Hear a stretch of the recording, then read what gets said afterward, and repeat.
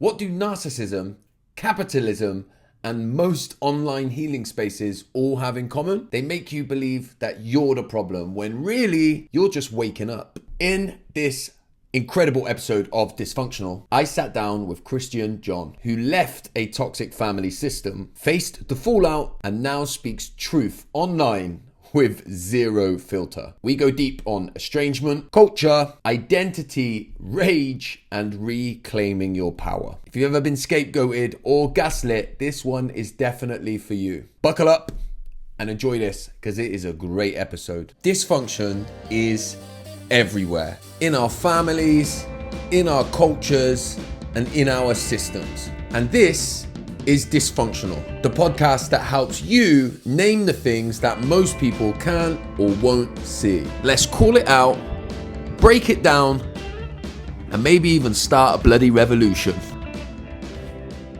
Christian, my friend, I am really excited to have you on. I'm going to say a couple of things about how I discovered you and what I think about you. But first of all, how are you doing? I'm doing very well. Thank you for having me, Josh. It's an honor to be here. Yeah, it's so I was trying to think today. I was trying to rack my brain. Somebody sent me your profile and said, you've got to check this guy out. I don't remember if it was saying get him on the podcast or whether it was just you need to check him out. But the moment I started watching you, I'm so hooked on your videos, right? Even when, because you know, you're obviously in the States, right? So sometimes you're talking about some things that I don't even know about. Yeah. So you're talking about like some political things that I don't even really know. And there's something I still listen and watch because I'm still engrossed in what you're saying because I can tell you just you put the camera up in front of you and you just talk. You can see it's not scripted. You can tell like you might say some shit. So we're going to get into chatting about all of that. But where I wanted to start with you really is just tell us a little bit about who are you, man? That's what I want to know. Who are you? Who is anybody, right? That's the question we all have. You know, for me, I think I'm just the guy. You know, everybody's kind of always asking for credentials, and you know, I mean, I have a college degree, but I think for me, I'm a person that's always been interested in human consciousness. You know, I mean, I grew up around this guy Swami Rama. My dad was a follower of them, but also, you know, I'm a survivor of toxic family systems. You know, I think it was 2004 that a therapist of mine gave me a book called Trapped in the Mirror and identified my father as a narcissist. And so I began kind of understanding that and observing, but I was drowning in what I didn't realize was trauma. And so basically, you know, who I am now is a product of a journey that I went on. And I kind of don't like that word, but I don't know what else to say. To figure out who I am. I think, you know, when we emerge from these kind of toxic family systems, our sense of self is buried deep in our shadow. You know, I think when we think of shadow stuff, we usually think of like negative aspects of self that we repress. But I think these toxic family systems require us to repress the entirety of our being in a certain way. And so the challenge for me was kind of the character. You know, I think the defining thing in my life is my dad's association with Swami Rama, that he kept away from us a lot. And then my mother sending me to Catholic school, right? And having these kind of very different parents that were raising me completely separately. And so who I am is basically a fusion of that. And I think a lot of what I talk about and a lot of why people like it, I'm still mystified why people like anything I say, because I think part of it is I don't really understand what's special because I'm literally just talking. I'm not really trying to like win over anything. It's just me talking.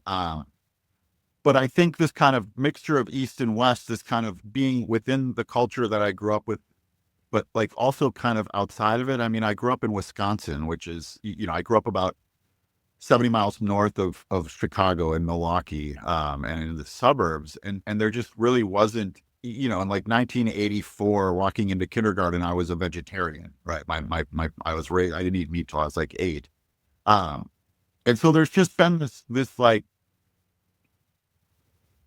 war within me a little bit. And I think like the finished product you see now was a peace settlement, right? Of taking these kind of disparate elements of self that were seemingly at war, because my parents, I mean, my parents really stopped talking to one another when I was 7. I mean, they would argue over money, but there was no co-parenting. And so a lot of the so-called mental health challenges were about negotiating between these different aspects of self. So that was a really long-winded answer. No. But look. Firstly, let me just say, I think the reason people will like you is because you can see you're so rooted in truth, right? I can see that you're willing to say what's on your mind in that moment and then unpack it, because you do that a lot, yeah. But that's the healing. Like that, this was literally began as a healing process because of the masking in dysfunctional families, right? Where there's this subconscious filter that gets placed on us. Is this safe to say, right? And literally nothing is safe to say in those situations. And so when you ask who I am, that is true, but it was a conscious choice in the understanding that like I was masking my whole life. You know, I mean, we can get into like neurodivergence and all that type of masking, but really it was just this kid pulled apart, right? That didn't know who he was, that didn't know who to be, and just was never. It's a form of dishonesty, but it's not rooted in like malevolence or like the you know, being a bad person. It's rooted in survival, right? And so Yeah. as I was saying before, like what I wanted out of the social media, which I didn't really even understand when I started doing this on TikTok. I had literally never watched a TikTok. It was just coming out of like lockdown for COVID, and I'm like, you know, like I'm just gonna start like yapping into a phone and see what happens. But it was really kind of about creating self. It was about learning to be perceived in the reality of my story. There was a lot of anger, right? Like this came at a time where I was going family estranged. My dad would literally say, my dad is the yoga meditation teacher. People think he's mastered his emotions. He's a sociopath. You can't master something you don't have. But he would say, like, come back to me when you're not angry for literally my whole life. And, you know, here's a pro tip for parents, like that doesn't actually help your child not be angry. It creates rage. And so I had this like burning desire to just tell my story from my perspective, right? Like just be seen and heard. There was no space within my family unit. It didn't make sense to me to keep doing it in rooms with therapists where there were only 2 people there. And so I thought I'm going to go on social media, and what I want to be is authentic and vulnerable. You know, I didn't really have any plans of like getting attention. I had learned in AA the power of kind of sharing, you know, just like getting up there and being honest. But it is, you're right. Like what it is about is truth. It's like cutting through the core distortions. It's truth internally and it's truth externally, right? You know, whatever truth we can find. I mean, I've kind of stumbled upon this phrase that I really like, that truth is an experience, not an expression. And that like, you know, to inhabit truth is actually like more of a pursuit or a posture than speaking. You know, that language is all kind of subjective. And the real truth exists in our experience, not in our description of the experience, if that makes sense. It makes perfect sense, actually, because it's one of the things that I find with when I'm talking about stuff online, I'll describe something, right? Because I find that really healing to be able to like describe it in my own words. And someone will go, oh, that's gaslighting. And it sort of gets my back up a bit because I go, no, I know it's gaslighting, but I'm choosing to describe my experience in Right. the terminology that feels right and true to me. And that's the truth, not some terminology that someone else has picked. Is that what you're getting at? Yeah. That like, well, I mean, you know, I'm fascinated by quantum physics, psychology, consciousness, all these intersections. But I think a lot of what we have to understand is that truth exists within our perspective that may not be the truth for the other perspective. But this idea of language that you're talking about, I think is so important because I honestly think, you know, especially in kind of toxic families, but in mental health, you know, in general, finding the right language is really important. Like, I'll just give an example for me. I got COVID a couple of years ago, and it changed my physiology or something. I've been dealing with this weird feeling in my body that I had identified as fear, that it had done something. I really think it triggered people's childhood trauma, that somehow it traumatized the body and the mind couldn't make sense of it. So it just kind of reverted back to whatever traumatic, profile we might have had. But recently I realized, oh, this isn't fear, it's guilt. For some reason, I'm feeling guilty. And that subtle linguistic shift allowed me to interact with it. I'm weird. I mean, I talk to this stuff, like internally, like addressing my internal self states that seem like they need work. And so when I started thinking of it not as fear, as guilt, I could start doing little, like I'm big on like little internal mantra work, like that's actually engaging with our internal dialogue, our core distortions. Once we start looking at our mind's movement and kind of how we're responding to ourselves, when we want to change our mind, we change our mind. And so finding the right language to engage with ourselves is really important. There's this big push back on intellectualizing our trauma right now. And I totally understand it. I'm with it. I think it's kind of funny because therapy has actually been telling us to intellectualize our trauma for like forever. But I do think, especially with what we talk about in toxic families, that there is a level of intellectualization or language that we need to find in order to find the truth of our situation from our perspective, right? That we've been living in a world, I always refer to narcissistic parents or toxic parents as unreliable narrators, right? That they're, instead of an empathetic witness, Mate describes trauma as like the lack of an empathetic witness, right? And I think that drills down the experience of toxic parents that can't see us clearly, but they're not just neutral. They replace it with this kind of unreliable narrator. And so it creates all of this dysmorphic views of ourselves, body dysmorphia, but I really think life dysmorphia, where we don't have the right language to describe our self states. We don't have the right language that's kind of like giving us our personal narrative. The narrative self has been essentially outsourced to a liar, and so there's this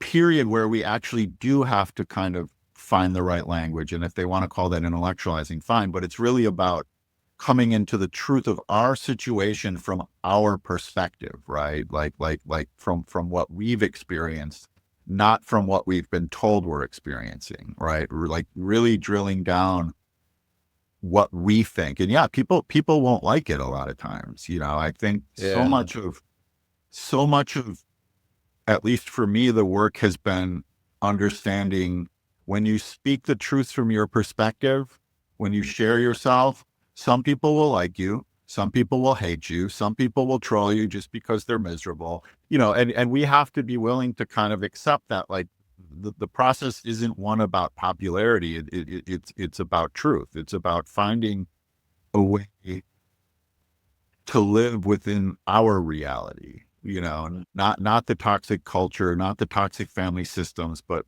actually ours. Do you think that that our culture today reflects a toxic family system? Absolutely. I've been talking about that for a long time. I think a lot of it is rooted in feelings, actually, and the role of feelings. Both, I really like the work of Antonio Damasio. He's a neuroscientist. I think he's at USC. There's a book he wrote called The Strange Order of Things: Life, Feelings, and the Making of Culture. And I think where our culture goes wrong at a foundational level is this belief that like logic trumps feelings, that logic beats emotion, as though it's some zero-sum game in their intention when they're actually concert with one another. And so I think the denial of our feelings, like take something like depression, right? Like a smart culture would look at what's happening culturally and say, well, what are we doing, right? How are we living that's yielding all of this depression, or whatever it's yielding, and use the feelings as a kind of like roadmap to adjusting behaviors to achieve homeostasis, right? What we do is we just say, oh, well, you're not tough enough. You feel too much. How can we make money off this? Well, here's some pills, here's some therapy. Toughen up, don't feel so much. That we've really kind of extracted the role of feelings. It sounds so stupid when I say some of this stuff, but I really believe it to be true, that it's really about using I mean, why are feelings around? You know, what was their evolutionary value? They literally allowed us to survive and adapt. If I feel bad about something, I avoid it, and that lets me survive. You know, if I feel good about something, I move towards it, and that allows me to survive as well. I also think, you know, here in the U.S. we have like it's not just, you know, the current president. It's the entire political system that is toxic. You know, that it does actually track with the toxic family system. You have the Republicans as kind of like the narcissistic dad, then you have the Democrats as kind of the enabling mother that seem much more interested in managing the toxic relationship than protecting the children who would be the citizens in this situation. You have the kind of golden children and scapegoating dynamics. You know, it's just all there. But I always think like, I mean, you know, society is a scaling out of the individual in certain ways. Somebody asked me why I focus on narcissism and don't talk about capitalism all the time. And I said, but I mean, like, human systems are products of human pathology. And so like, Yeah. you know, it's about drilling it down. But I think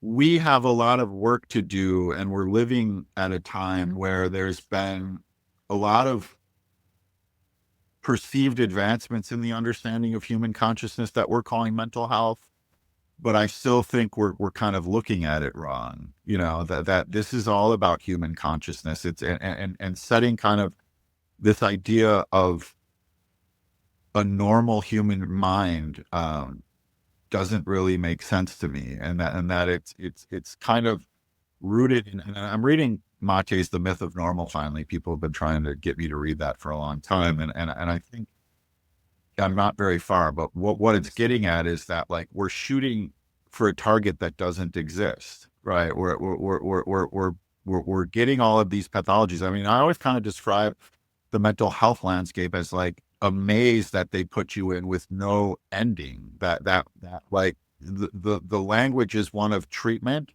not curing, but also the language of illness and this idea that we're going to pathologize human existence down to the millisecond, rooted in a false standard of normal, just seems wrong to me.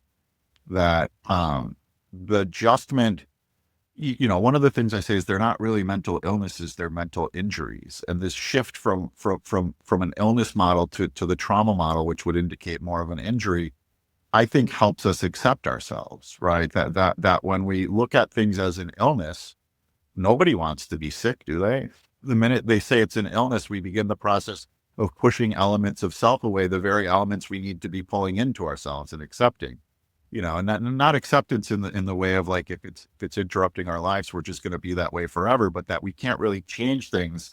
We can't really address things unless we accept them as they are. And the entire language around mental illness, I think, you know, like when they talk about like, okay, we need to get rid of the stigma around mental illness, I don't think they understand where the stigma comes from. It comes from the language. It comes from the illness model. It actually comes from the mental health care I call industrial complex. That the stigma is that there's something wrong with us when we go to therapy, but that's because we're classifying it as illness.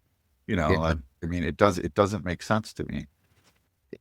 I think a lot of it as well, a lot of it feels like it's, you know, you talked about that sort of almost false idea that a normal exists, right? A normal, I think, in our culture has just become, you have to be happy and productive, right? That's what we say normal. So if you're not happy and productive, then Right. then we're pathologizing it as Right. illness, right? And Right, then right. It's all rooted in productivity. You just nailed it, right? So, yeah, it's not rooted in a desire to understand human consciousness. It's not really rooted in a desire to kind of like improve people's lives. It's rooted. I mean, it is rooted in our understandings of productivity, right? Like what takes a blip in human consciousness to a disorder? Your ability to make money, basically. yeah, yeah, And I mean, I think normal borders on sociopathic at this point. Like, just participate in the consumer contest with a smile, be happy, like accumulating stuff, and don't feel too much. You know, yeah. to me, it's like anti-human in a certain way. It's an echo of what it means to be human. Again, I think it goes back to feelings, like this kind of pathologizing of feelings, of the idea that like you know, we're feeling too much when we're actually feeling too little, and we're hiding our feelings. We're trained from childhood to go to school, sit in a desk and hold our feelings in. We go Yeah. into work and it's like we're not allowed to communally feel. I think a lot about that as like communal feeling, right? Like communal grief, for instance, or communal, like even like getting to a room and crying together, all sorts of ways that human beings require connection. I always think like we connect through our pain in a certain way, and we've forgotten that because we're all hiding it. That's one of the things that really bothers me about social media, is just the curated nature of everything, right? And therapy as well, where like I think a lot of times, in the therapeutic process, therapists a lot of times will hide their own kind of dysfunctions, and it creates this idea again of this normal, of these people that have it all together, when we're all just out here, trying to figure it out. I talk to my own therapist about that because I get all this imposter syndrome, and she's always like, you have no idea, like we all feel this way, none of us really know what we're doing, and everybody's just out here, trying to help and trying to figure out the best way to provide, clarity, comfort, whatever it is. I mean, I take with my clients, I try to look for what's right, not with what's wrong. Like I try to kind Yeah. of like, not like blow smoke up their ass or tell them what they want to hear, but like shift the focus away. Again, it's a lot of it is linguistic, is taking what they perceive as weaknesses and framing them as strengths, because again, they might be a weakness within the productivity expectations and within this very specific kind of life that we're living. But once we start expanding our understanding of human consciousness and seeing these things outside of the conditioning of our culture, like, I think there's a lot of perceived weaknesses that we can bend to strengths, actually. I think as well, like when, in what you're talking about, if I make up a scenario, you'll hear people go, I was in a job that I hated, had to go there every day. My marriage was failing. And then I went to the doctor and it turns out I had depression. And it's like, no, hang on a minute. Like, I'm like, no, what do you mean by it turns out you had depression? And they're like, well, in the end, I couldn't get out of bed. And it was at that point, I knew something was badly wrong and I changed my life. Yeah. And then so I'm like, your body put you in bed and put Right. you so you couldn't get Right. out of bed. So you did something. Like, Right.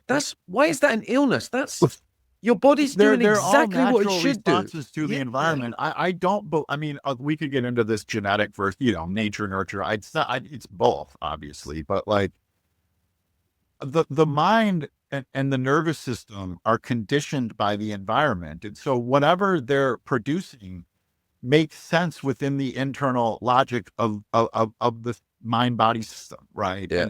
And saying like, I mean, here in the United States, it's crazy right now. What are we supposed to be feeling about this stuff? Right. Like what, like, am I supposed to not feel anything? Am I supposed to like, and I think that singular question, what am I supposed to be feeling, explodes a lot of these things. Cause yeah, depression, like I don't, I mean, ignorance is bliss because awareness is terror. They don't tell you that second part, Oh, that's a big line, man. and like, expanding our Young talks about this, expanding our awareness. Watts talks about it. Expanding our propensity for pleasure expands our propensity for pain.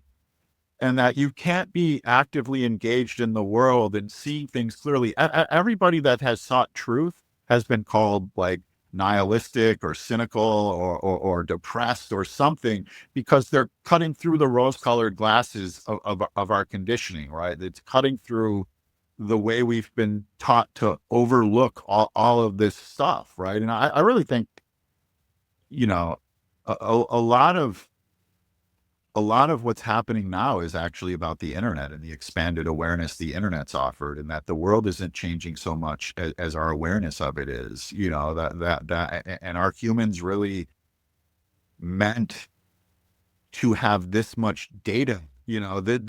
Are we meant to like carry the weight of the world in our minds in real time at all times? Are we meant to have this many interpersonal interactions with bots, and what does it mean for mental health, for the human mind? What do these advances in technology, like, what if a lot of these so-called mental health issues are evolution in practice, or in real time, that like the world is changing, we're not like at the pinnacle of existence. We're constantly dynamically changing.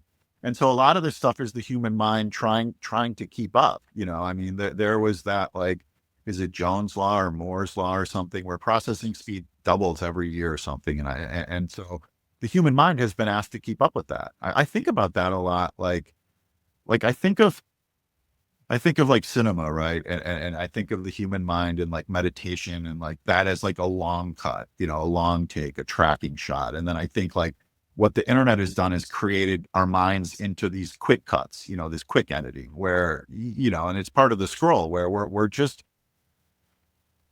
basically, it's a long way of saying the mind is changing, and to pathologize those changes, in the ways that we're doing, I think are kind of dangerous, actually. Yeah. And again, it's not to say like this isn't anti anything. People should address their mental health however works for them, but it's about zooming out, I think, and kind of looking at a broader context of the human story and questioning like are we thinking of this properly? I mean, I've been using the Jiddu Krishnamurti quote, "It's no measure of health to be well adjusted to a profoundly sick society forever," because I think it really drills down that we should be questioning,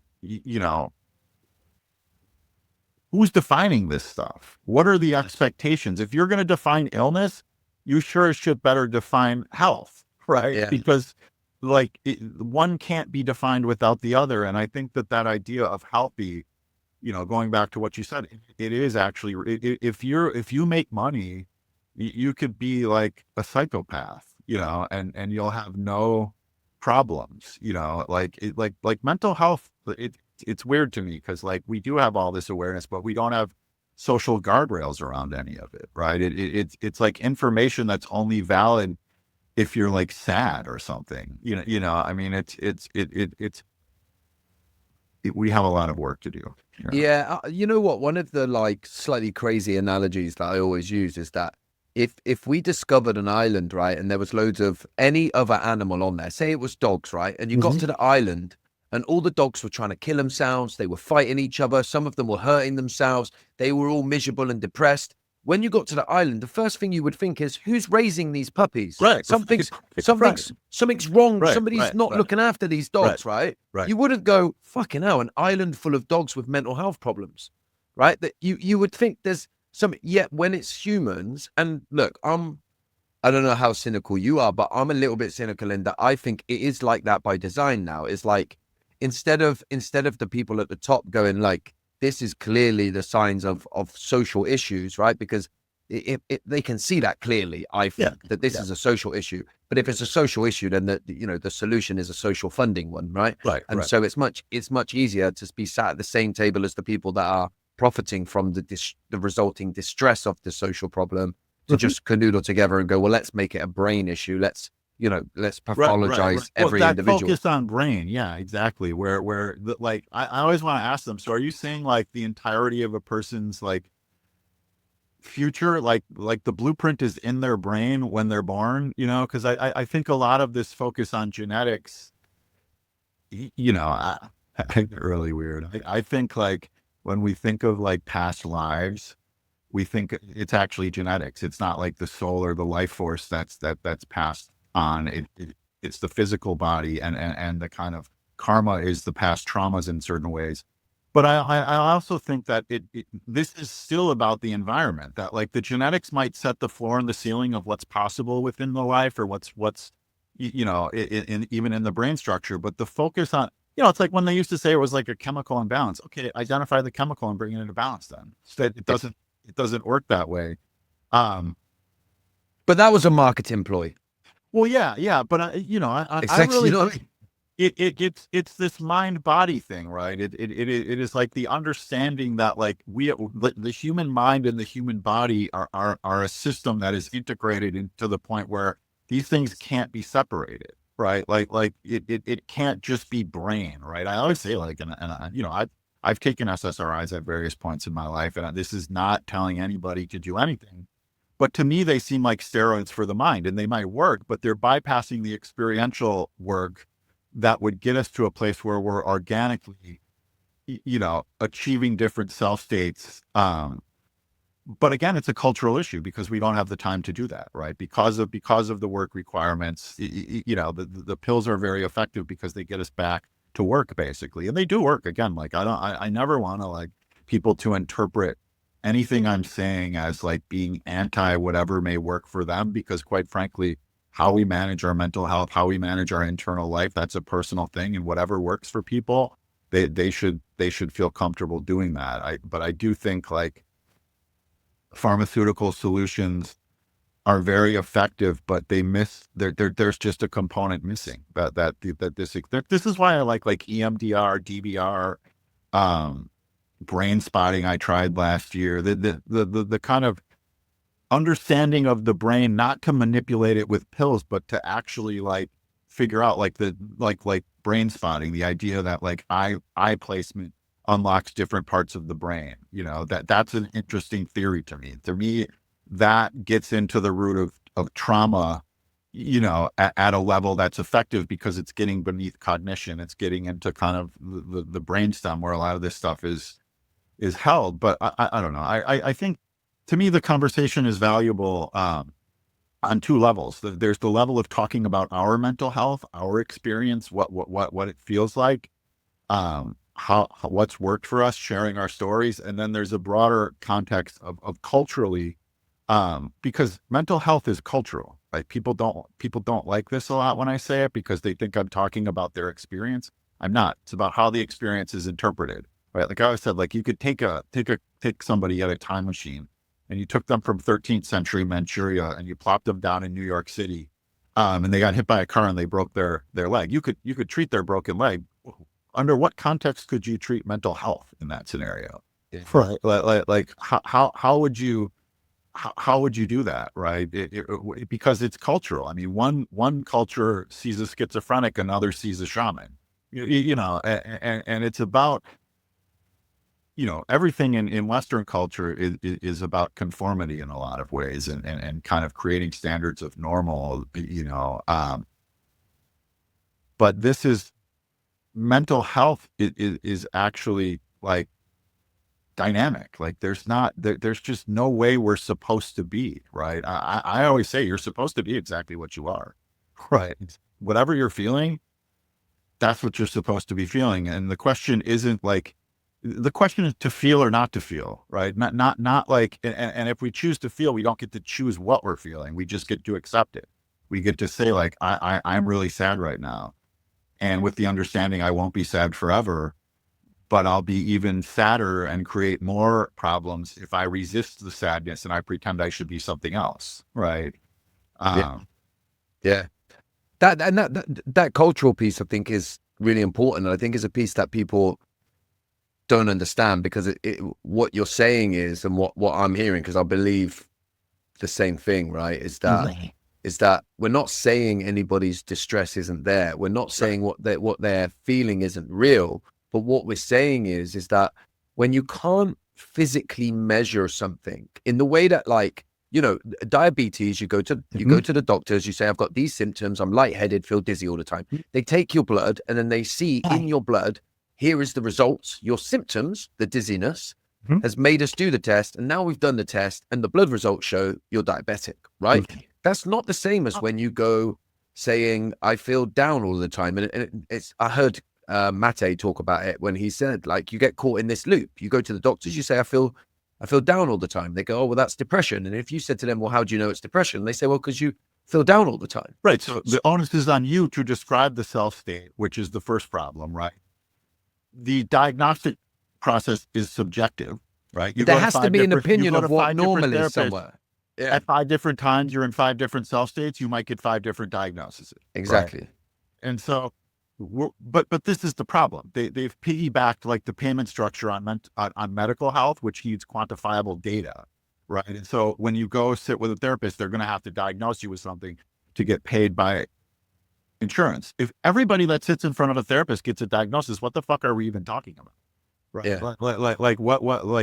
And so, um, again, this speaks nothing to the actual experience. It speaks to how it's been defined, how it's treated, right? And does the culture make space for it? I would say think of it, schizophrenia is a problem, and fear, like schizophrenics are scared, right? And what if we have a culture decided, we're gonna buy this island, and everybody that's schizophrenic, that's scared, that's having trouble living in society can just go there, and they can live, and they can have their needs taken care of. What do you think that would do? Right? It would provide like safety, but we're a culture like that doesn't, we're not interested in providing safety. And I really think this word safety cuts to the core of what a lot of these disorders or kind of mental health issues are about. It's about, talking about toxic families, right? Like the way a child will have to contort themselves in what will end up being a failed search for safety will be reflected in their pathology later in life. That it's all about. I was just saying this the other day. It's like I'm doing IFS right now. I find it really interesting. I just wanted to try it, which is internal family systems. And I was talking to my therapist, and I was saying, I think with these sorts of toxic parents, like we get like a lot of parts. Like we have probably more parts because we're constantly having to shift. Like a narcissist doesn't connect to human beings, right? And so when you have a narcissistic parent and you're a child, you're constantly trying to connect to the unconnectable, and so you'll just keep shifting and morphing. Inevitably, you'll turn all of it back in on yourself and see yourself as the broken one. But all of that stuff shapes these things, and then we'll get to kind of therapy and DSM stuff, and it's like, oh well, we're not really interested where it's coming from. It's like, this is just what you have, and it's not, then they'll start like, don't blame your parents. This isn't about blame, right? It's about causality. I always say, like, every asshole that wins an award gets up there and thanks their parents and says they wouldn't be there without their parents. Okay, so like, our parents, our parents only like relevant when they're good? When they're No, good, no. And yeah. again, like, it's not about blame. It's about understanding and causality, and like for scapegoat children, especially, like, to take responsibility is to say it wasn't my responsibility to raise myself, right? It wasn't my, like, the responsibility. What you do with it after that is your responsibility, right? But part of the healing comes by saying, like, I mean, I wanted to, be parented. I wanted parents that were attuned to me, that kind of saw me clearly, that could reflect back to me who I really was, but I didn't get that. And it wasn't neutral. I think that's another thing where you'll get people like, well, I know people that didn't have parents. Yeah. Okay. But like, the absence of an unreliable abuser, unreliable narrator and abuser is better than the presence of one, and there's this, it's not a contest, but I think, there's so much misunderstanding in how consciousness is formed. I mean, I think some of it's rooted in religion. This idea that we're like made in God's image, I think sets like an understanding that there's this like normal human being, or there's this, but like, what is consciousness? It's a mirror. A consciousness like doesn't form in isolation. It forms in communication, conflict, like healthy conflict with other consciousness. It's like I said, like, take a kid, they're born, you put them in a white padded room for like the first 18 years of their lives, and what would that look like, right? Yeah. Wouldn't look like much, because there's nothing, what was I saying the other day? It's like, culture is like the operating system for the human computer, and that without this input, cognitive thought being learned behavior in a certain way. I'm obsessed with this idea of primordial mind and its interaction with cognitive thought. And so there's this guy, Michael Robbins, who is like I don't know, therapist or psychologist. And the idea of primordial mind is like, think of like the infant mind, or I like to think of it as like how human beings might have existed and interacted with the world prior to cognitive thought. And so it's like a somatic body mind. And the studies show that like trauma survivors, CPTSD survivors retain more of this primordial mental activity, which is essentially like instinctual, maybe. And how this relates to a lot of what we deal with, because we have actually, I think, a little bit oversold the role of cognitive thought in the human experience, and that there's still so many unconscious and subconscious drivers of our behaviors, that it's really important to understand these things, I think, when we're looking at our own mental health, when we're believing like we should be thinking something or feeling something other than what we're feeling. That's the big problem, right? Like I always say, actually, most of the times when I'm really, really not feeling good about myself, it's because I'm feeling a feeling and then like at the same time shaming myself for feeling it as if I shouldn't be feeling it, right? And if you took away the shame, then all I would have is sadness in the moment, or I would feel tired or down or slightly. You would just be inhabiting your feeling. So the truth is in the feeling. This is what I'm saying. Yeah. The truth is in the feeling, not the expression. What if I told you that all thought was actually a dissociation from feeling? Yeah. That, like, especially in trauma, like think of this within the context of like a kid in a toxic family system whose nervous system is overloaded. They're not allowed to feel it. What happens? All of that somatic energy migrates from the body into the mind and is turned into psychic energy. That thoughts in a lot of ways are dissociative from feelings. And like the thinking of feelings is not the feeling of feelings. And I think that actually speaks to one of the bigger problems that we have in mental health, because we have been talking about our feelings and thinking that it is good. Again, I'm not saying don't talk about your feelings, but it's not a substitute for feeling feelings. And it becomes an escape. Do you know John Bradshaw? I heard him. Really. Yeah. So he's a guy. He says that, he says, we've all escaped up into our mind, that half the people don't even know how sad they are because they're so up in their head talking.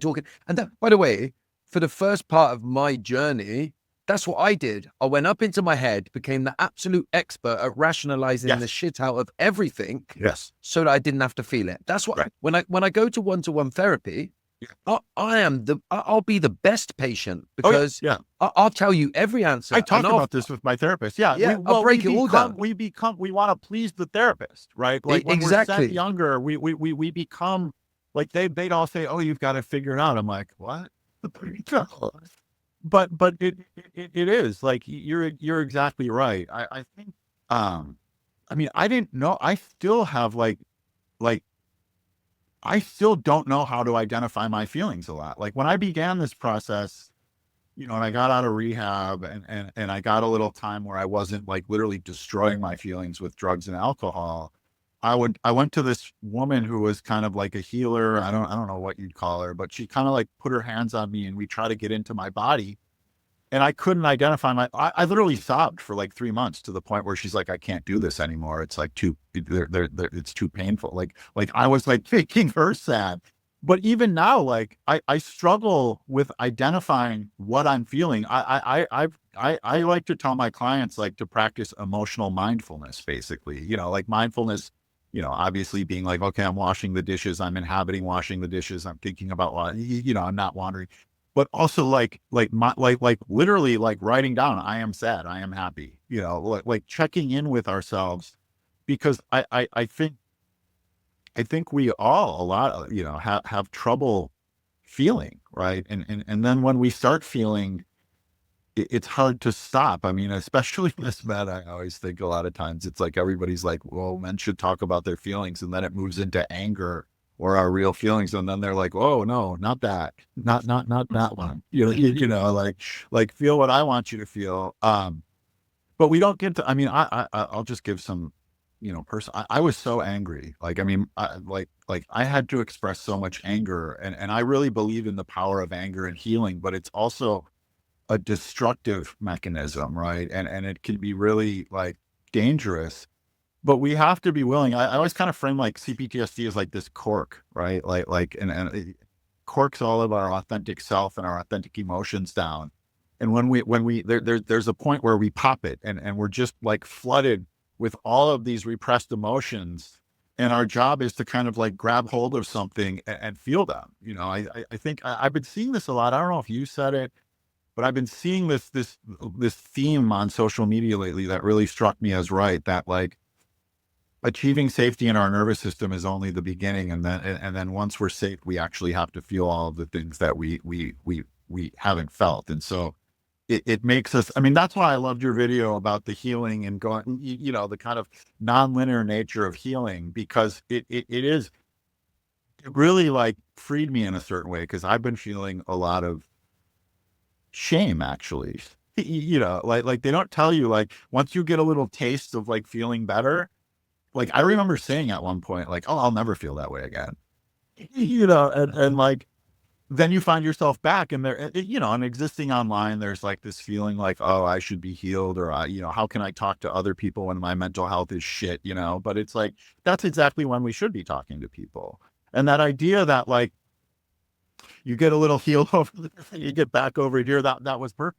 I mean, because I really, I don't even think of it like they say it's not linear. I don't even think it has a destination. No. Right. I don't think like it's I used to describe it like healing is like climbing up a mountain with a Yeti throwing ice balls down at you, and you have to learn to climb and duck the Yeti and realize that you're never actually going to reach the mountaintop, that the climb and the dodging is the life. Right. And that once we understand that like, it frees us from this belief that like we're going to achieve this state where everything is perfect and we don't suffer. It's what's that? There's a Charles Bukowski quote, like, all that matters is how you walk through the fire, or something like that. Yeah. And I think of that a lot, because it's like, I've been getting really tripped up by it. Like these feelings of regression, these feelings of kind of like, why am I feeling this again? I thought I was over this. I thought I was through this.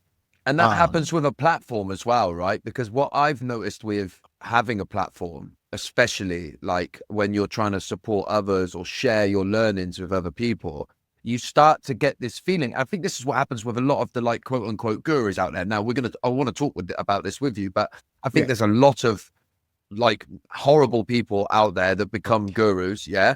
But I also think there's this other group who become like they build a platform, and then they sort of think, shit, I can't now struggle with this thing over here because I created a bit of content 2 weeks ago about how I've dealt with it, and yet I'm back here feeling it, right? And I think that's a real problem, because they end up then hiding and lying and pretending. And I've always tried as much as I can with my content, because I've learned that on my own journey. They say, in one of the things they said in AA when I first went was the best thing about getting sober is you get your feelings back. And the worst thing about getting sober is you get your feelings back, right? It's like, yeah, man, I know that. And, you go on this journey, you try and find the answer, and then you get to the next rung and you think, I'll never, ever behave or feel that way that I did again. I'll never let myself go back there.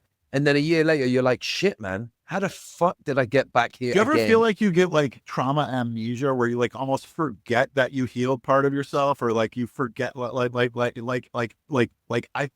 this is also part of having a platform. So like when I started this, I like when I got like 1,000 followers, I'm like, whoa, this is awesome. Like I never thought like 2 people would listen to me. But it was just about sharing, but then you get more and more followers. And so I had TikTok kept banning me. So my first account got up to like 150,000 followers, and then they took it, and it changed what happened. It changed my relationship to it, because like, then I felt like something had been taken from me.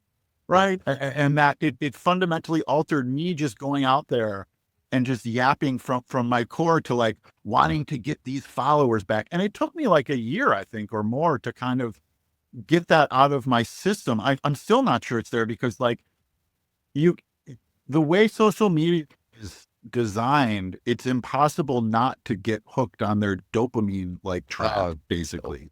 Definitely, man. And maintaining like what people don't understand is like the creators a lot of times become the followers, because they're just bent to wherever the comment sections and the likes take them, right? And maintaining like a core purpose and maintaining a core authenticity is really hard. But here's the other thing I want to say about authenticity, because it relates to what you're saying. What if authenticity is about always being different, not always being the same? Right? Like what if it's about the freedom to be exactly who you are right now in this instant, without any tether to any sort of other self state or any sort of anything you ever said, right? That like authenticity exists right now or never, and it's like so much. I mean, this is what I meant. I had a problem because I got that attention at a really I was in the middle of shadow work. I mean, my first account was like, I'd be on psychedelics. Like I was like in it and just sharing it. But because I got attention and then because I lost all the followers, it created this weird movement in my mind of like, I want to go back to that place. But I was fucking miserable, right? And it was just one phase of healing. But because of the attention, it created this real, almost sick, like desire to go back to this self state that I was trying to leave what was in it, and it's like, it's been really difficult actually. And then you get like celebrities following you and like all the, you get into the hundreds of thousands. What does it mean exactly? To me, it means very little actually. I think it means we have a reach to talk to people, and that people are listening, but like, it doesn't, it doesn't feed my ego really in the way that I thought it would maybe, I mean, you have to unplug from it. Otherwise you become, like you say as well, you become a slave to it, right? Because you make a video like in one moment when you're, I don't know, let's say you're a bit angry. So you have a bit of a rant and then that goes a bit viral. And then the next day you're not feeling ranty, but you're trying to make a piece of content that's ranty again because yesterday it did 500,000 views, man. And you've got to be careful that you don't end up just losing who you are. And I think, look, I certainly know I'm guilty. I've just made a piece of content today. You mentioned the whiteboard piece of content. Yeah. First time I've ever used a whiteboard. I loved it. You did very well. Yeah. You're natural. But it's gone a bit viral. So what am I doing today? I'm back in front of the whiteboard, making a piece of content again. But we are all little Pavlovian dogs with the exactly. bell, I mean, we are being conditioned, and it's like, if we're not careful, the algorithms shape us, and that like, I talk a lot about curating consciousness, right? Like curating what is entering into our consciousness. When I'm working with like childhood trauma, a lot of times I'll ask them like, what movies did you return to as a kid? Like, what did you watch over and over? Like, what songs did you like? And try to drill into like, okay, you're gravitating towards this art. Go watch them, put things in your consciousness that elicit the self states that you want, be very careful. Scrolling, I've come to think of as external rumination, like ruminating on other people's thoughts, and that we have to be really careful. And this isn't saying like, given current events, like look away, like pretend whatever's happening isn't happening, but understand that our reality is made up from the information that we're taking in, and that we're out of control of that right now. And especially, I don't know how old you are, I'm 47. So it's like those of us in our kind of 40s or whatever, we were raised in one world, right? Like I got my first email account when I went to college, and then the world changed. The fundamental change, I think, is the volume of information we're digesting. And so what that means is more information, more mental movement. And we have to be really careful what we're putting into our minds. We have to really curate our mental diet, just like we curate, what we eat, because like, this is why I'm weird. I really think like why the world is in such chaos is actually the internet and how the information system changed, right? And we haven't really grappled with, how people's realities are made up and of information, right? The information you take in makes up your reality, and how the internet has presented people with so much more information that it makes up their reality, but it's skewed this ratio of like, how much of reality is made up by direct experience versus how much reality is made up by, what we're seeing on screens, and how, it's not been great really for the human species. Well, I was listening to a podcast fairly recently, and I forget the name of the two philosophers, but it was talking about, one philosopher was saying that we're giving too much control to those in power, so they'll control the narrative. And that was one end of the spectrum. But there was another guy, and he was saying that's not what you should be worried about. What's going to happen is that we'll have access to so much forms of information that the truth will just get drowned out and you won't know what it is anyway. And I feel think like that's where we're at. Yeah, it's definitely.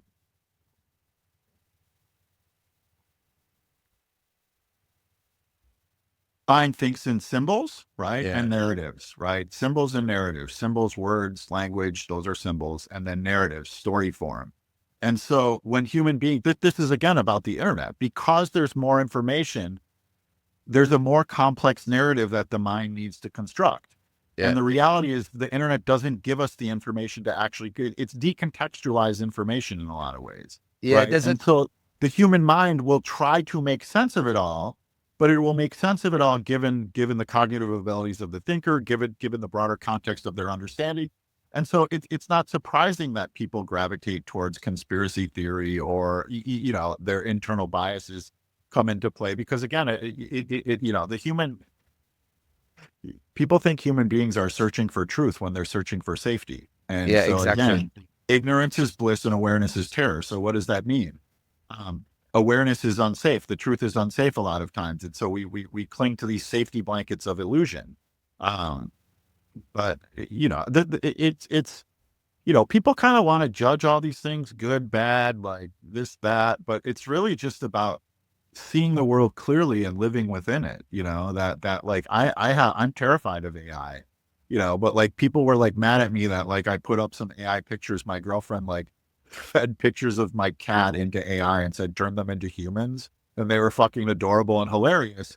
And I posted them and people like got mad at me, like, oh, you use AI, unfollowing. And I'm like, well, number one, I didn't even use it. My girlfriend did, but it's like, this is the world we're living in, actually. Like we can resist and we can have feelings, but like the world is the world, it's not under our control. Yeah. And we've seen like it, the world has changed. I mean, it's changing quicker than ever, right? But the world has changed since the beginning of time. And every generation has probably like, just said that this is going to be terrible for people. And I always sort of say that, like, when we were kids, when I was kids, we would sit around the TV, right? And my parents used to say, you're going to get square eyes, stop watching the TV. But then my generation now with kids are like, I wish everybody sat around the TV and watched the same program rather than being on different devices. I'm wishing for, it's funny, like, I mean, my degree is cultural studies. I actually think like you hit a point that part of the cultural fracturing comes from streaming services, where we're like, we're not watching the same stuff at the same time. We're not listening to the same stuff at the same time. We're not, we're not sharing these things. And again, it's like, it sounds kind of funny to put it that way, but like, we're not having shared experiences. And we're like sports are really one of the last areas, I think, of shared cultural life that hasn't completely fractured. But the TV, I miss the days of cable, to be honest. I'm sick of having 100 different streaming services. Yeah, but so there's a couple of things I just want to say that I've like read or listened to recently. When you were talking about the internet, right, and the way that we digest things on the internet, I even saw during the election here, the last election that they had here, somebody said a middle voter can be swayed up to 50% by the way that Google completes their sentence when they put it into Google. So at the time it was like Boris Johnson was going to be prime minister, right? And so just by, if I put Boris Johnson into Google and it comes up like hates children as completes as one of my completed sentences, that can influence the way that I'm going to vote, right? So we're talking like huge things there. And then on the other point about the way that we watch TV and stuff, even like children, when we were younger, we only watched, it's crazy to say this, right? But long form content. Right. And long form content always had some kind of moral story to it. So you'd watch a Disney thing and it might be like overly glamorized and overly romanticized, but it would be like, the bad guy would end up losing and the good guy would win in the end and all that kind of stuff. Whereas now children consume like a lot of like YouTube content that has no moral like story running through it whatsoever. So how's that, these are the things that we don't think about, but like you say, that is right. It's like, that is what is. So it's like, how do we work with that? How do we see that rather than going, oh, this is bad? Maybe we need to change it, but I think what we first need to do is see it and go, yeah, you know what? I agree that this could have a differing impact on our children. How do we work with that?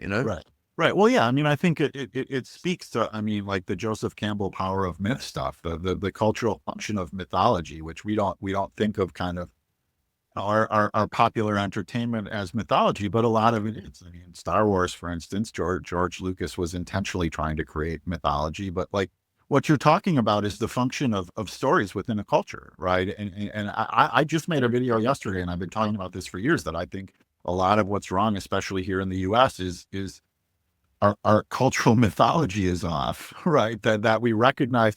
My saying I've been saying for a long time is we're a bunch of stormtroopers who think we're Luke Skywalker. Like that you're exactly right. Like, where's the meaning in these stories, right? But it's also denying them patience. I think this constant scroll, is like the patience issue, but also like, are we ever truly alone anymore? I mean, because we have these phones, like, are we ever truly alone? And is that a good thing? Because like daydreaming, for instance, when I said like scrolling is like external rumination, the function of daydream is creativity. The function of, there's healthy rumination. We're outsourcing all of our cognitive functions to machines. And it's like being alone with our thoughts drives growth. It actually creates new neural pathways. It creates somebody that's okay with themselves, right? Like instead of the internet that's teaching us to not be. I mean, I think a lot about the difference between like number one, how people create reality, which is the information they take in, and then the difference between like a television rooted reality, right, where there was, it cost a lot of money to get a TV station, right, so there was a controlled stream of information, right? And we could argue about its validity, its, corrupt, whatever, but there was like, it was this stream of information and we were all getting it, versus the internet where, I think, number one, we didn't understand algorithms until pretty recently. And I think a lot of people, especially middle-aged people and most definitely older people, assume the internet's like TV where everybody's seeing the same thing. And that's just simply not true. And so, there's this fracturing that's occurred of the ability to kind of have a shared reality, right? Because everybody's kind of living in the reality of their own algorithms, and the reality, it's an experiment. And I don't think we think enough about these things really culturally. I mean, again, I think it goes to the sickness of profit motive in a lot of ways, that like, we don't really think about like, how is this going to affect culture, society, the human mind? We just look to see how it will make money. And again, I'm not trying to get on some sort of economic bandwagon. It's more just looking at it from a greater good perspective versus monetization perspective. And a lot of these technologies that are coming out need to balance both of those, and I just don't see them doing that. Yeah, I feel like we live in times more than ever where this sort of hyper capitalism is what's winning through, because again, look, I'm not against capitalism, right? I'm not against people doing work that builds community, that improves the community. I'm not against them doing well, right? And doing well out of what they do. But hyper capitalism is where it's just bleeding money from the community while not lifting everything up the community. Everything has been commoditized to the point of insanity. Yeah. That like the tail is wagging the dog. And I try not to like, I mean, I like this Paracelsus guy that, what is he, like a 16th century alchemist that says everything can be poison or medicine based on context or dosage. And I try to take myself out of the assessment of these human systems and life in general as either good or bad. And then we're deciding one or the other, but looking at how can things be good? How can things be bad? What context, what dosage, and I think these human systems are especially like ripe for that kind of assessment, because we live in these systems. Like there's not any real like fundamental change coming down the pipeline unless it's collapse at this point. And so, to me, it's like looking at them. It's always, how do we live within the world that we're inhabiting, right? Yeah, we want to change the world, but like I always kind of think, and I'm not alone in this, but it's like we change the world by changing our relationship to it. That like it's all about our perception and all about the way we're relating to the world around us, and then looking for ways that we can influence things. But when it comes to these broader like social economic systems, I guess to me it's I like to think outside of ideological concerns if possible. People say you can't do that. I really like Jiddu Krishnamurti. He kind of talks about this where like I see ideology as like intellectual prisons, that if I see I am this, that means I'm also not that, and that it narrows my ability to think critically and have malleable thought rooted in the present instead of theoretics. And like, I don't know, it's an interesting time for the human mind. I really think that we have so much broader awareness than at any time before in human history. But like I talk, you know, I dated a younger woman recently, and you know, the kids that kind of grew up on the internet, it's like this difference between knowledge and understanding, right? Like I think we're a culture drowning in knowledge, but starving for understanding, right? We have all of this knowledge, we have all of this information. It's just assaulting us. Like we used to have to be curious, right? And you wanted to know something, you'd like go, you'd get some encyclopedias, you'd read, it was an active process to seek out the information. Now it's assaulting us. The information is assaulting us, and it's become not curiosity, but curation.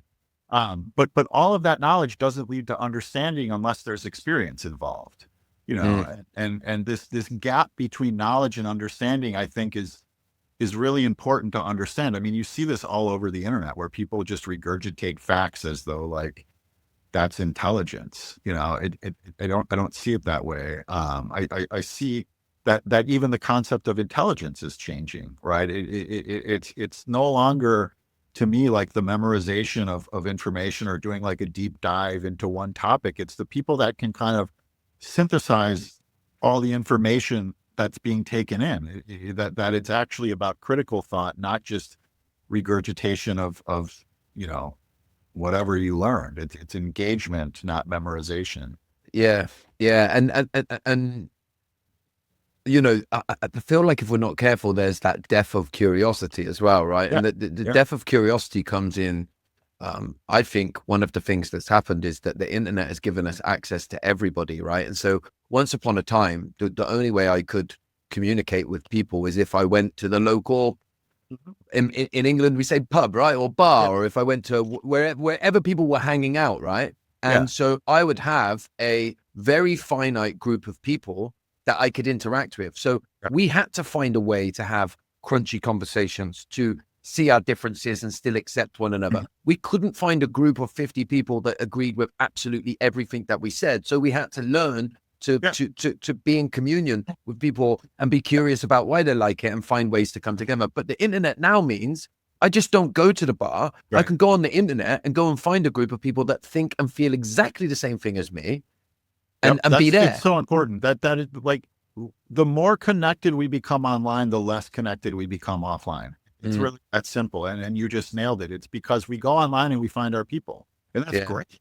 You know, at the surface, at the beginning, that's great, right? Like, oh my God, I'm talking to this guy in England and we have this shared experience, and like, it's like manna from heaven, but that can't be replicated offline. And you're exactly right. It's changed.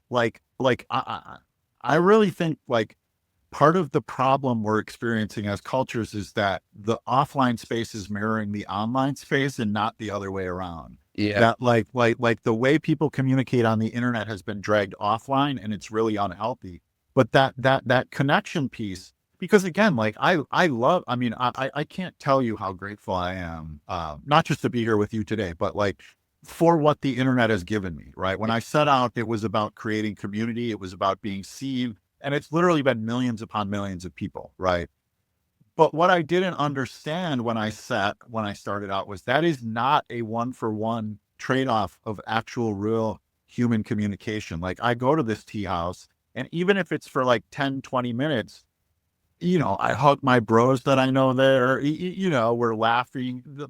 There is still a really like, I think we now more than ever, we need human interactions, you know, that like this online space, again, the Paracelsus stuff, poison or medicine, context or dosage. The internet is medicinal, when we're connecting through truth, when we're finding community, through the expression of our authentic experience.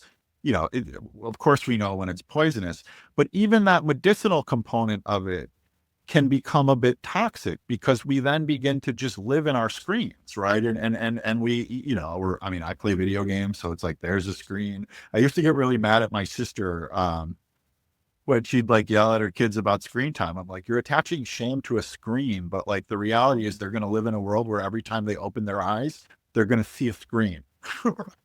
And so like what is the answer? I still think the answer is just like balance, human connection in both forms, but not getting too lost in the online space. Like having the hardest thing for me about not drinking is that I loved being in bars, right? That I just loved sitting on a bar stool. I loved like whoever would sit down next to me, I'd talk to them. I absolutely loved that.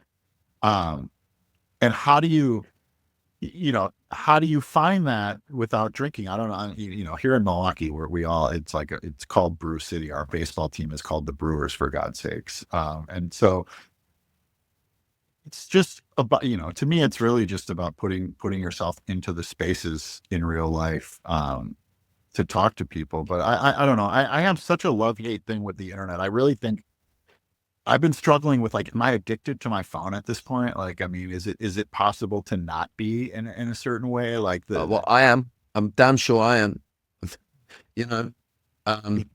But there's on what you were saying there as well. There's a few things that I try and do in terms of the way that I engage in social media. So if I keep social media for interaction with people that I don't meet very often in person, yeah.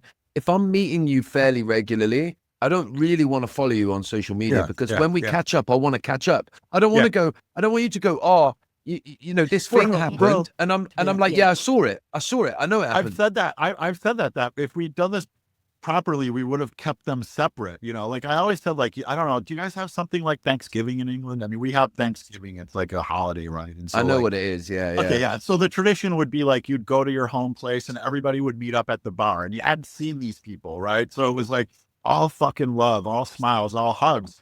Then social media comes and it's like, I know what this asshole said about politics this morning. I know what this, guy ate for lunch.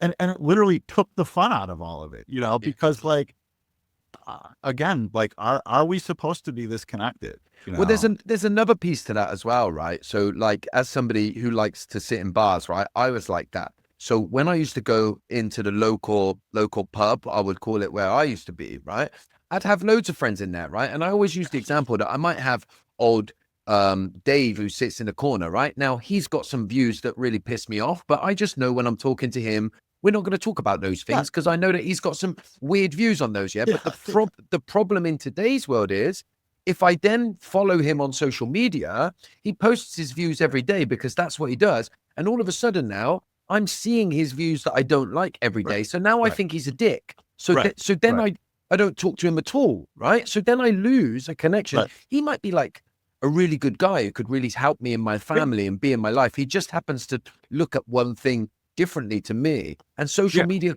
if we're not careful, ruins that, because some of our big opinions become our brands, and then mean that people that we could have good relationships with, we don't, because it's in their face all the time. I feel that a lot, actually, because I dabble into, I mean, I tried not to talk politics at first on social media, but you can't talk about what we do free from politics. Right. But I feel that a lot, where it's like the social media has created this, like, and you see this in cancel culture, where like, I have to agree with 100% of everything you say, or I will listen to none of it. And it is so toxic. It is so backwards that it's the death of disagreement. And like, disagreement is healthy. We have forgotten how to actually disagree healthily. I mean, part of it is because some of the disagreements, there aren't non-negotiable issues in life, human rights, for instance. But like,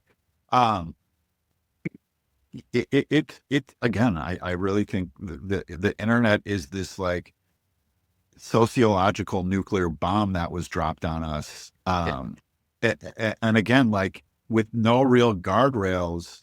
And and we're still adapting. I feel that so much in like I know too much about people, Yeah. I don't need to know all of this stuff. And for somebody that shares their life online, it's ironic because most of my, people in my life probably feel the same about me. That is this guy ever going to shut up? I mean, I literally went to TikTok because people got sick of I was exposing my dad. I had this so angry at my dad that I was just raging on him. I mean, he worked with Peter Gabriel. I was on calling him an abuser on there's a picture of him and Peter Gabriel on The Real World, which is Peter Gabriel's record label website. I'm calling him an abuser there. It was Wow. it was a crash out, right? I realize now, it was, but I look back and I shudder, but it was that was what I felt I needed to do, was expose this person. But I think, you learn. I'd probably do it a lot differently. I think that anger component was something I didn't need to show the entire world, but. Yeah, but that's life, isn't it? We could have that. We could all have that written on our tombstone, right? I'd have done it a lot differently had I known. Anger. There's no right way to be angry, right? And anger, to me, especially in toxic family systems, the first thing they do is they take your anger and they take your hurt and they don't allow you to feel it because they don't acknowledge the source of it, right? And so the anger, at least as I experienced it, was a direct line into my authentic self. That without that anger, I couldn't be a person, because that's what I was. I didn't want to be angry. Did I want to be? No, I didn't want any of that bullshit. But that's what I was, and my dad is crazy. He has a restraining order on me because during this process, I had to express anger to him. And he just won't, he's a true narcissist. He won't take emotional, come back to me when you're not angry. So I was putting it in writing and just writing angry emails to express it. And some guy calls me and goes, "Hey, yeah, I'm your brother. Your dad's my dad."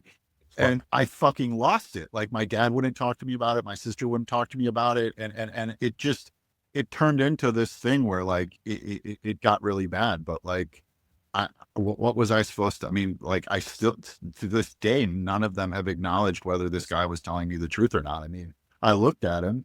He sure as hell looks like my dad, but it was this vortex of anger that came out, and I look back on it, and part of me is ashamed. Part of me it feels guilt, which I think is healthy and natural, and then part of me understands that I was doing exactly the best that I could, given that time to heal, and that it was really messy, but but again, see, this is what I would say. We can look at that and we can go, okay, well, if you could go back, you would have done it differently. But if we could go back in time, you'd go back in time and just not have an abusive dad, and then you wouldn't have to be angry at an abusive dad, right? This is what I always say to people, when they're oh, you got to take responsibility for it all and stuff. We have, but also any way that you express your anger, as long as you're not killing somebody or any way of expressing your anger at your abuser is probably the fucking right way, because the problem here is not that you're angry. The problem is that you were fucking abused. Exactly. Well, and that's the point, right? Exactly. And again, it's this is me being hard on myself, but also it's in those feelings of shame and guilt, I even when I miss my dad, I feel a win because I didn't become him, right? I feel shame and guilt because I'm a person capable of feeling those things. Yeah.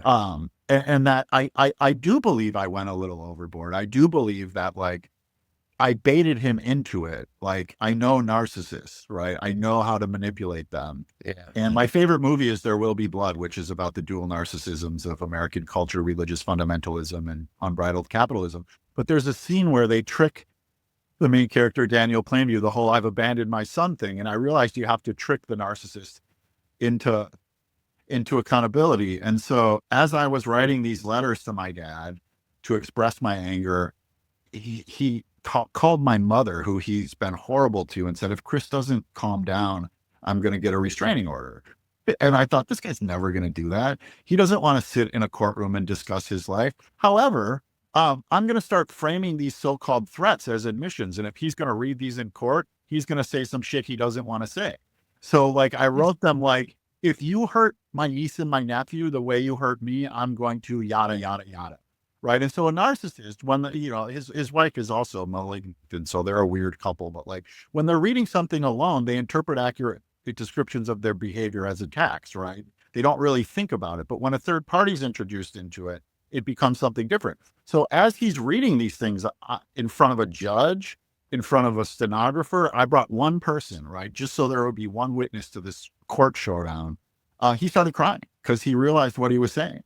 And like, he thought I would come in there as the child he had left, with one of my lawyer uncles in tow, crying. Like I went in there, I represented myself. I got his lawyer overruled 3 times. The judge said to me one time, if you keep laughing at your dad, you'll be held in contempt of court. And I just said, if he keeps lying, I'm going to keep laughing. And it was this crazy like showdown thing. Wow. But to be honest, 4 years later, you know what it makes me feel? Just sad. Like, I mean, I thought it was closure, and in a certain way it was. But ultimately, baiting him into that, manipulating him, I turned into him. I mean, people ask how you defeat a narcissist. You have to give away parts of yourself. You have to become one. Otherwise, you just have to walk away, right? Yeah. Like what I should have done. Right. Although I really can't, I can't say you should, but it's like another option would have just been to walk away. But like, what would I have done with all that anger? Right. It would have gone somewhere, right? And maybe you would have chucked it at someone else or yourself. The ferocity of the anger I felt at him was the source of all the ideation, all this, the kind of self-destructive tendencies or self-destructive mechanisms within my consciousness. All of that was anger that had nowhere to go, and again, like it's such a, dealing with parents like these, it is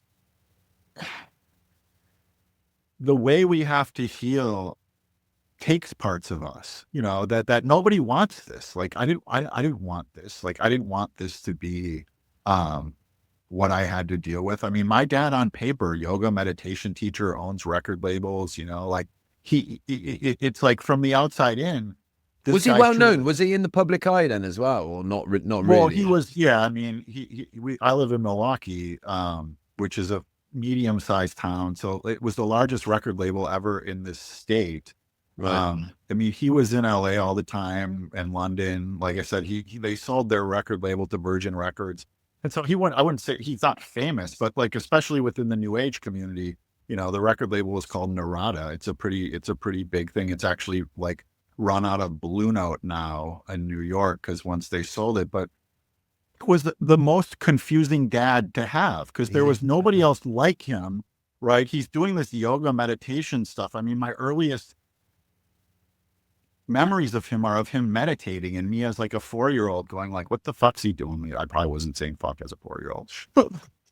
What's he doing? Right. So I've been contemplating like, what is meditation, since I'm 4 years old. He never taught us meditation. He's a narcissist. There was no value for him sitting in a room quietly teaching his children the thing he supposedly loved, because a narcissist doesn't really want to be the thing. They want to be perceived as the thing. So there would be no value if there's no audience. Right.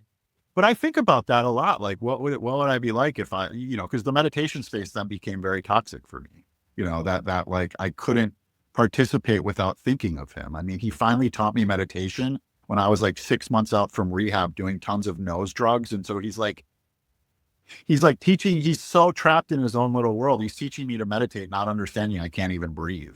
You do breath work. Like you'd notice if somebody was like, not capable of breathing, but it's very bittersweet because, I mean, if you look at me and you see who I am, I'm his mask, right? Like I tried to connect to his mask thinking like, I literally learned to walk in a New Age bookstore. He owned a bookstore before the record label.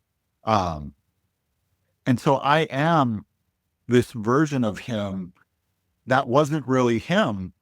But like everything I love about myself comes from it. It's such a weird thing for these toxic families where, like that anger, that hatred. Part of how I gave up on that anger and hatred wasn't just expressing it to him, but it was understanding that in hating him, I kind of was hating myself.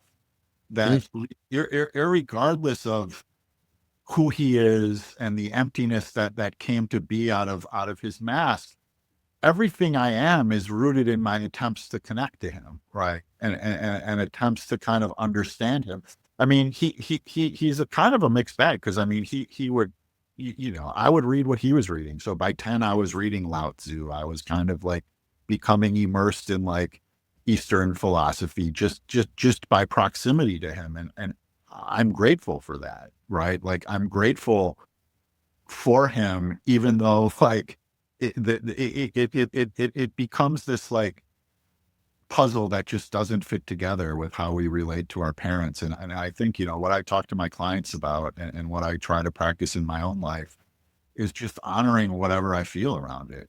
This man didn't care, but yet I miss him. What do I make of that? I don't make anything of it. I just make it that I'm a human being who misses his dad, and that all the other stuff, if that's how I'm feeling, that's how I'm feeling, Do you think there's a lot of people like your dad in the healing space?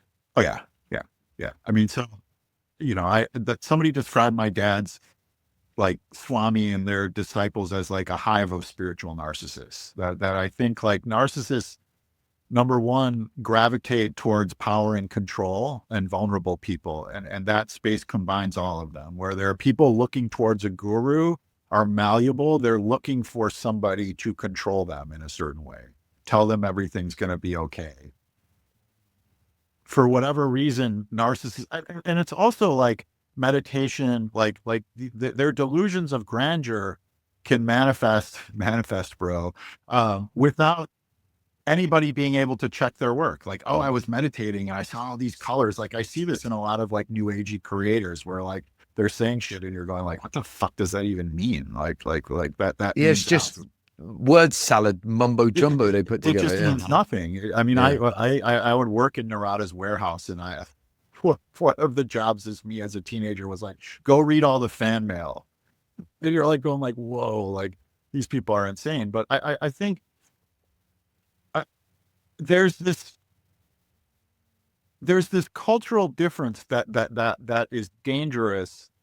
And I talked about this in a video yesterday, between spiritual templates, right? Like templates of spirituality. How do you relate to spirituality?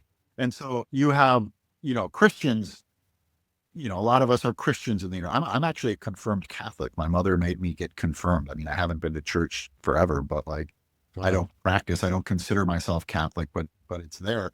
But it's this idea of like something like placing God outside of yourself as an omnipotent being, which would be the Christian God, and then shifting into a more Eastern thing where it's like, well, we're trying to become God, but it's not this omnipotent creature in the sky. It's just a very different engagement with divinity, with infinity, with spirituality. And I think a lot of their wires get crossed. And that's also why narcissists like it, is because they take the omnipotent version of God and pretend that that's what they're becoming, and that it's seductive. I mean, when I read my dad's Swami, when I read Swami Rama's teachings, I find a lot of beauty in there. I mean, full disclosure, he also had to leave the country for sexual misconduct. I mean, these guys are ultimately, you read his teachings, and that, to me, they're beautiful, but I can see how they bend to narcissism very easily. And I think the lesson of any guru is ultimately that there's no such thing, right? That there's men and women that may have something to offer you, right? That may have some insight that can be taken, but they're fallible human beings. Swami had a lot of really good sayings. One of them was, that the guru is just like a boat, that you use it to get from one side of the river to the other, but you leave the boat in the river. And then he would also say, be the architect of your life, which is ironic because he was controlling everybody. Like he told my dad to start the record label. He told the guy that started Aveda to start Aveda, that like hair product stuff. Like, and we have to be really careful that like, eventually, what is that saying? Like, if you see the Buddha on the road, kill him, and what does that mean? What it means is eventually devotion to the teacher becomes the biggest roadblock to our own growth, right? That attachment to any sort of ideology, attachment to any sort of like guru, eventually blocks us from ourselves, basically. Yeah. Yeah.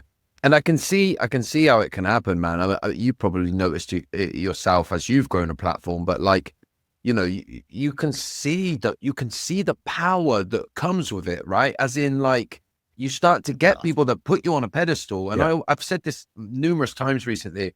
You have to be so careful that you don't sit on the pedestal because you could, man, because it's alluring, you know? It's alluring that when people are asking you things to just think, I could give any answer here and they'll take it.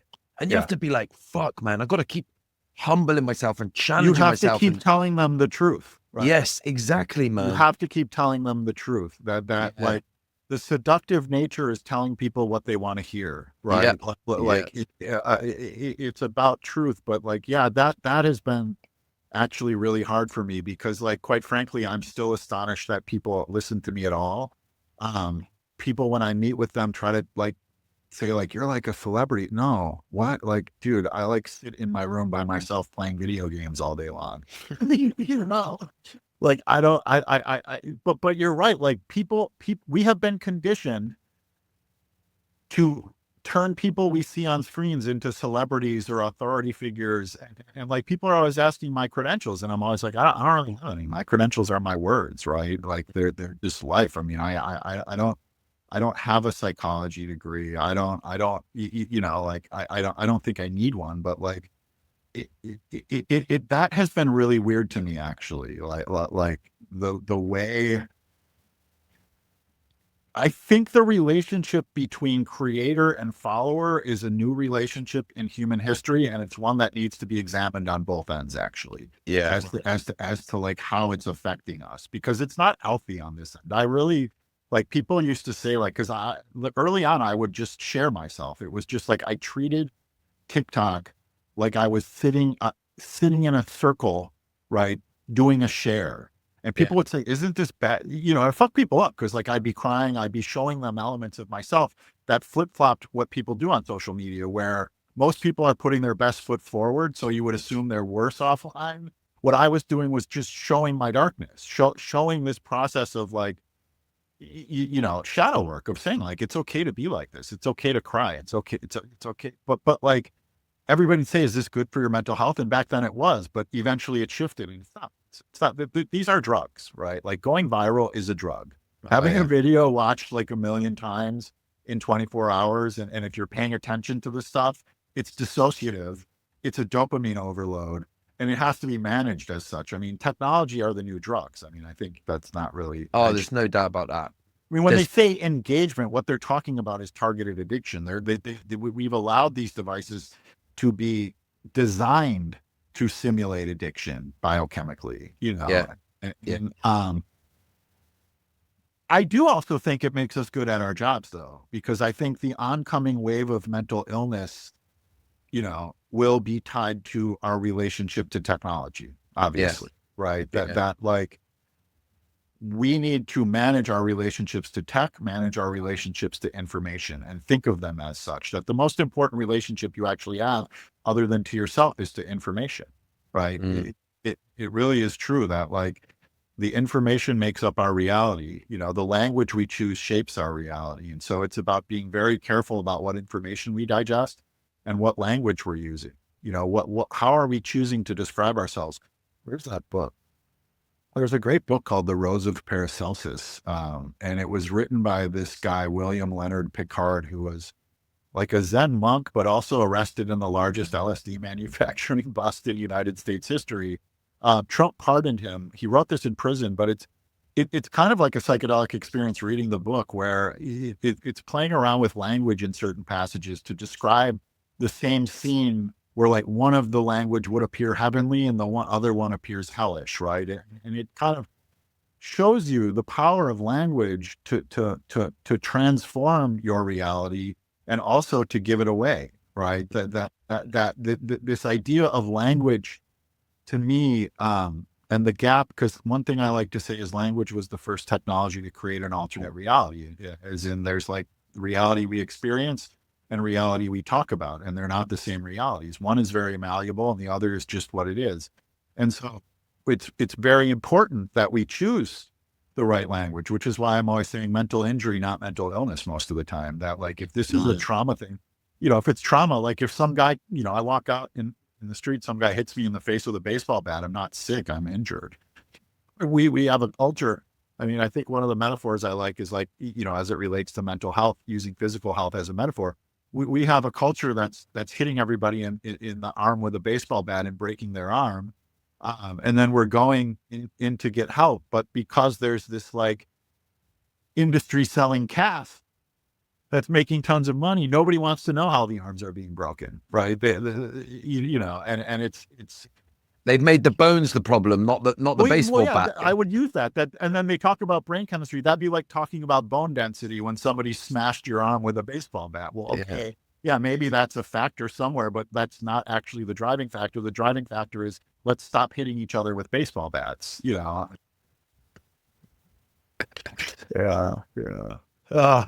Man, I feel like we should start to bring this to a close. I just got 10% left on the phone, so really? Okay, we're the phone out. This feels great. I hope this was. I never know. Like I always kind of think I'm just babbling. I still. Listen, I knew when I come on to do this podcast with you, I thought I just want to keep setting you up, chuck little things in, and let you go, because I just enjoy listening to you. And this is like, this is the kind of conversations that I want to have on there, when you're going into these deeper conversations that maybe Instagram and social media doesn't necessarily allow me to have, where we can go into the depths of some of these conversations, thoughts. Right? Like it's fun talking into a camera, but with nobody else to talk to, it's just, it's no substitute for this. I love this. This has been great. I'm very grateful. No, I've enjoyed it. And yeah, look, let's wrap it up there, and people can come and find you online. They absolutely should. I will put your link tree and all of that in the show notes for this, so people can get you. And maybe we'll have to do it again in a few months' time. I'm down for whatever. I think you and I have it's funny because when I listen to you, like when I was talking about amnesia, like I hear so many things that you spark these memories, and your language is so perfect. It's just like the entire package of what you're doing, I think, is perfect. I mean, I really admire you. It's great. Thank you, man. And likewise, I'm glad whoever it was that showed me you did, because I'm a big fan. So we'll do it again in a couple of months, but until then, I just appreciate you. So thank you. All right, brother. I did tell you it would be dysfunctional, so thank you for sticking around till the end here. And if you have enjoyed this podcast, then please help me to grow Dysfunctional by sharing with your friends on social media. You can find me at Josh_FFW. And then wherever you're listening to this or watching this, please make sure that you've liked and subscribed, left us a 5-star review and a comment if your platform allows it. And I'll see you on the next one.